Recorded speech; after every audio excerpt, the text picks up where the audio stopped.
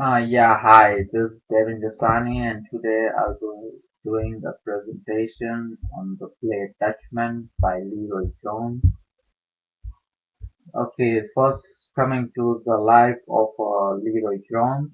He was born in 1934 in Newark, New Jersey. He changed his name to Amiri Baraka in 1968.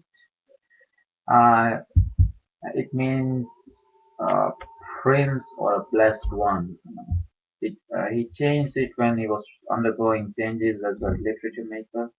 He attended the traditional African American Institute named Harvard University in 1952. In 1954, he served in the U.S. Air Force. Later, he was discharged because of unapproved political activities. After the assassination of Malcolm X, the African American Muslim minister and human rights activist, in 1965, Baraka left his wife and two children and moved to Harlem. Okay, now coming to his start of his literary career, Baraka moved to Greenwich Village in New York in 1954. Here he befriended white innovators like Gilbert Sorrentino, Diana Di Prima, and Frank O'Hara. He worked with his white innovators on the magazine Culture, besides editing and publishing his own journal. Dutchman is an award-winning play.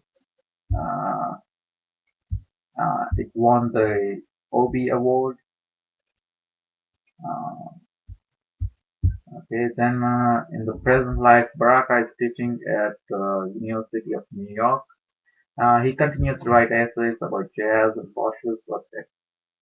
Thanks to the availability of Dutchman and video cassettes, the play remains an important part of his reputation.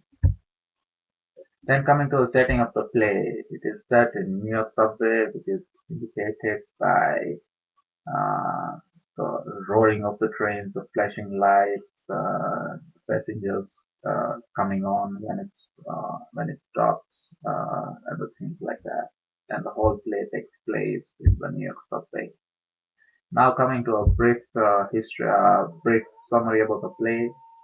Okay, Dutchman is a one-act play that was first presented at the Cherryland Theatre in New York City in March 1964.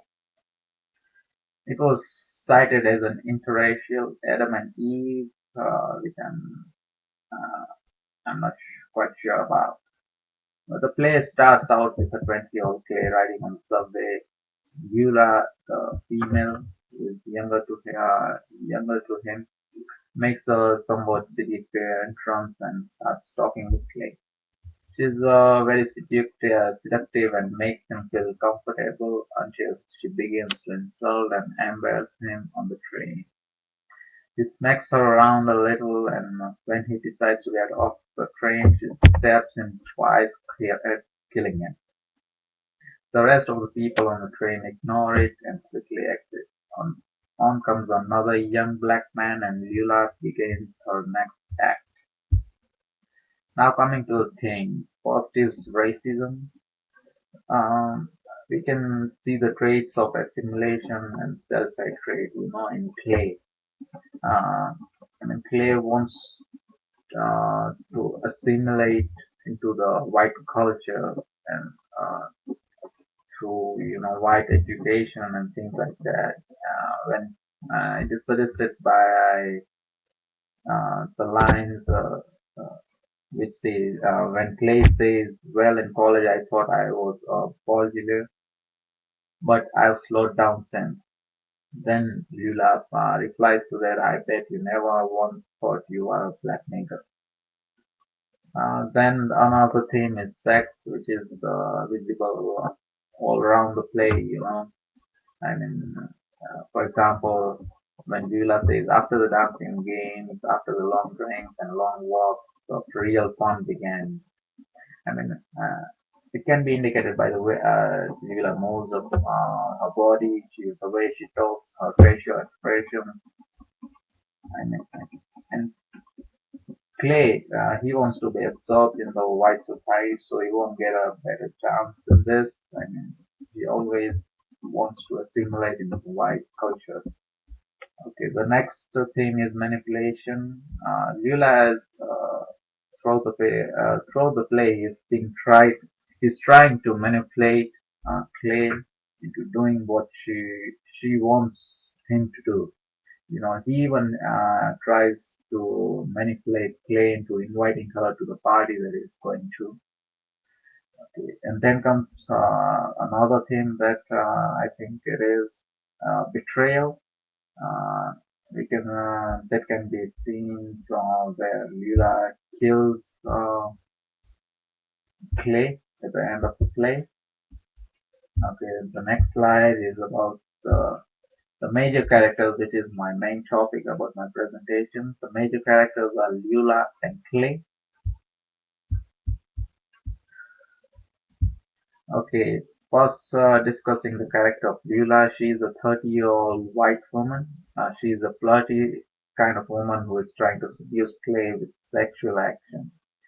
And she keeps eating apples, which can be suggestion of the myth of Snow White Tale, where she is poisoned with apple she eats and is in a death-like state.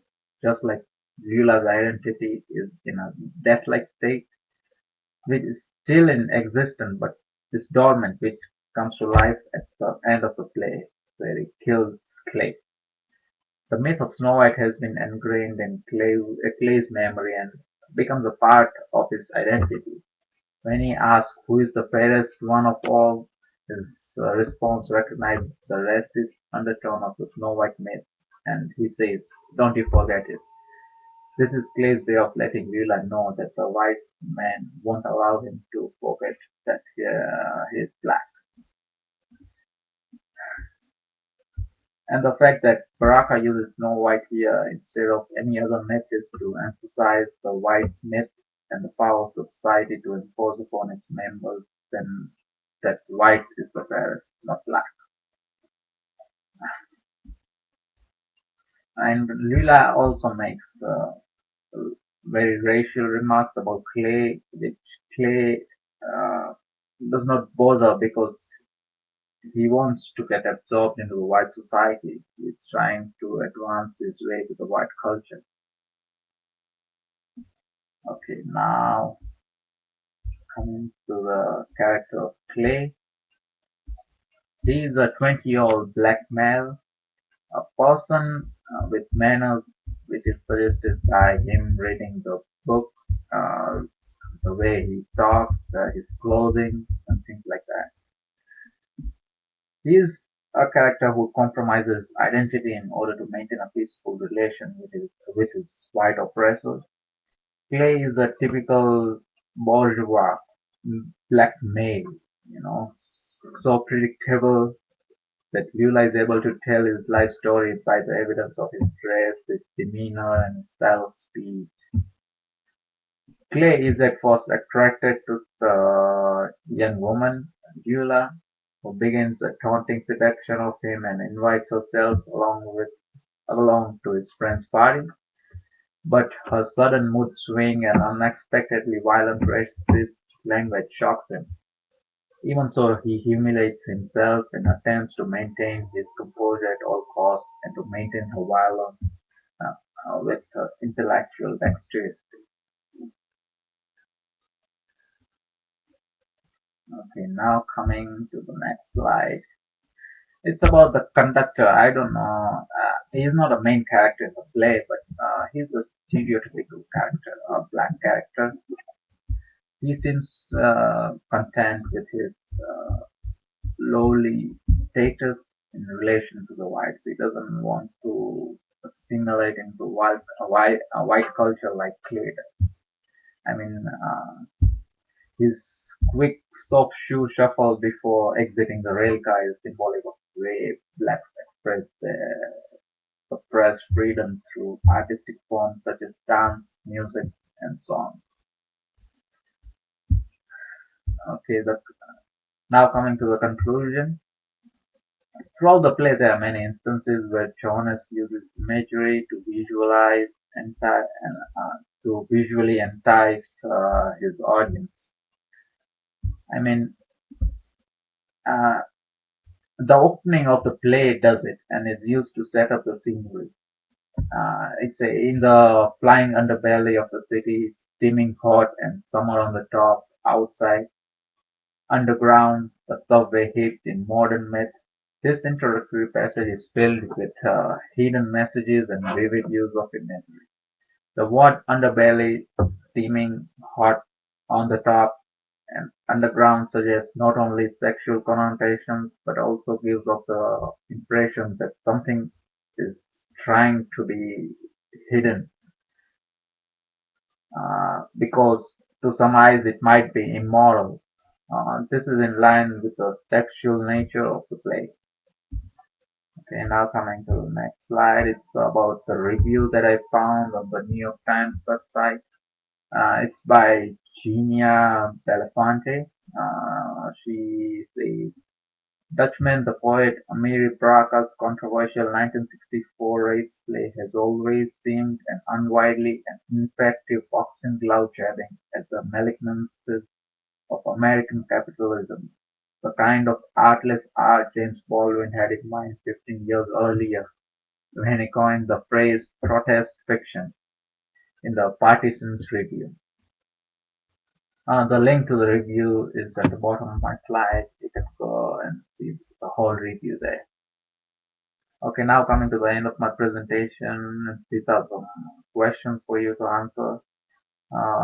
What would motivate Jones to write this play? Why does Lula choose Clay? Why did Lula kill Clay? During what time was Amiri Baraka renowned as the founder of the Black Arts Movement in Harlem?